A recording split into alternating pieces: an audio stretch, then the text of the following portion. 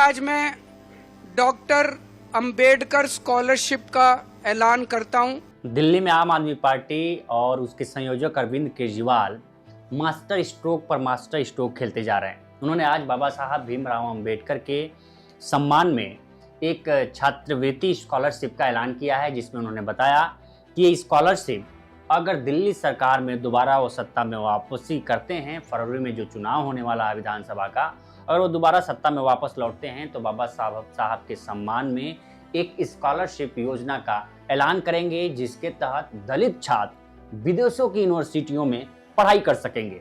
ऐसा नहीं हो सकेगा कि कोई दलित छात्र पैसे के बगैर विदेशी यूनिवर्सिटी में पढ़ाई न कर सके। इसका हवाला उन्होंने बाबा साहब को भी दिया। जब बाबा साहब लंदन स्कूल ऑफ इकोनॉमिक में बीच में ही छोड़ के पैसों के कारण भारत लौट आए थे, फिर पैसों का इंतजाम करने के बाद वो दोबारा लंदन स्कूल ऑफ इकोनॉमी में पढ़ाई करने गए थे। इस बात का जिक्र अरविंद केजरीवाल ने कहा। जिस तरह से बाबा साहब अंबेडकर ने विदेशों में पढ़ाई करके एक नहीं दो डबल पीएचडी करी, दो डॉक्टरेट हासिल की, और उन यूनिवर्सिटी से की, कोलंबिया यूनिवर्सिटी और लंदन स्कूल ऑफ इकोनॉमिक्स, जिसमें आज की डेट में भी एडमिशन लेना भी बड़ा मुश्किल है और उनको पैसे की किल्लत हुई। लेकिन आज हम आज़ाद भारत में सांस ले रहे हैं। आज़ाद भारत में किसी बच्चे को फॉरेन यूनिवर्सिटी में पढ़ने की दिक्कत नहीं होनी चाहिए।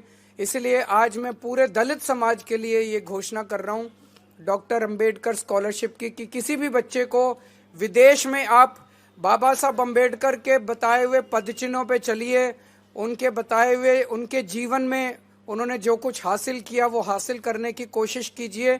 आपका साथ हम देंगे।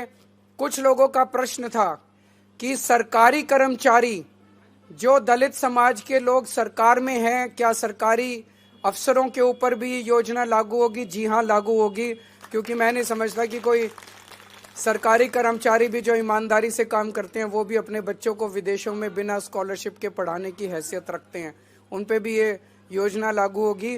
तो उन्होंने जो भारतीय जनता पार्टी ने और अमित शाह जी ने उनका मजाक उड़ाया, उसका जवाब आज हम इस योजना से पूरे दलित समाज के लिए दे रहे हैं। दरअसल बाबा साहब को लेकर संसद में केंद्रीय गृह मंत्री अमित शाह ने जो बयान दिया उसको विपक्ष आपत्तिजनक मान रहा है और बाबा साहब का अपमान बता रहा है। अभी एक फैशन हो गया है, अंबेडकर अंबेडकर अंबेडकर अंबेडकर अंबेडकर अंबेडकर। इतना नाम अगर भगवान का लेते हैं तो 7 जन्मों तक स्वर्ग मिल जाता है।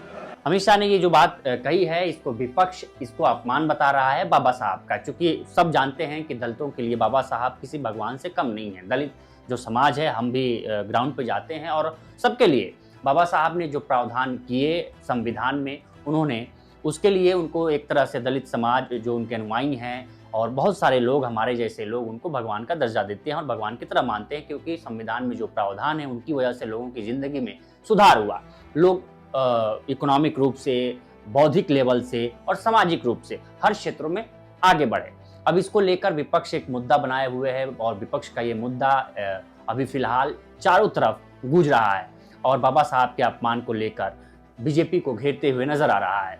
अभी जब गृह मंत्री अमित शाह का जब ये बयान सामने आया, उसके एक दिन बाद ही एआई का भी बड़ा उपयोग सोशल मीडिया पर होने लगा है, जिसमें खुद अरविंद केजरीवाल ने अपने ट्विटर हैंडल से एक एआई का वीडियो पोस्ट किया, जिसमें उन्होंने कहा कि बाबा साहब आप हमें इतनी शक्ति दीजिए कि जो आपका अपमान किया है उनसे हम आपका बदला ले सके। हालांकि इसका दुरुपयोग भी देखा गया सत्ता पक्षी पार्टियों द्वारा और अलग अलग ट्विटर हैंडलों द्वारा। लेकिन मौजूदा वक्त में बाबा साहब को लेकर जो अरविंद केजरीवाल ने जो छात्रवृत्ति स्कॉलरशिप योजना का ऐलान किया है, निश्चित रूप से जानकारों का मानना है कि दिल्ली विधानसभा चुनाव में उनके लिए एक मील का पत्थर साबित होगा। जो एक दलित आबादी है, जो दलित युवा वर्ग है, जो बाबा साहब को मानते हैं, उनमें एक पैठ होगी और जिनका सपना है कि विदेशी यूनिवर्सिटियों में पढ़ाई कर सकें और किसी आर्थिक स्थिति की वजह से, आर्थिक स्थिति न होने की वजह से पढ़ाई नहीं कर पाते हैं, और निश्चित रूप से इसका लाभ मिलेगा अरविंद केजरीवाल को।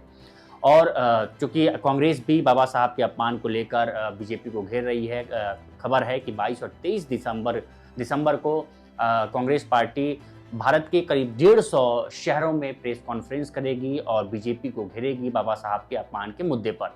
इसके अलावा 24 दिसंबर को कर्नाटक में CWC की मीटिंग बैठक होने वाली है और आगे की रणनीति तय की जाएगी कि कांग्रेस बाबा साहब के इस अपमान को लेकर बीजेपी को किस तरफ से चारों तरफ से घेरने की कोशिश कर रही है।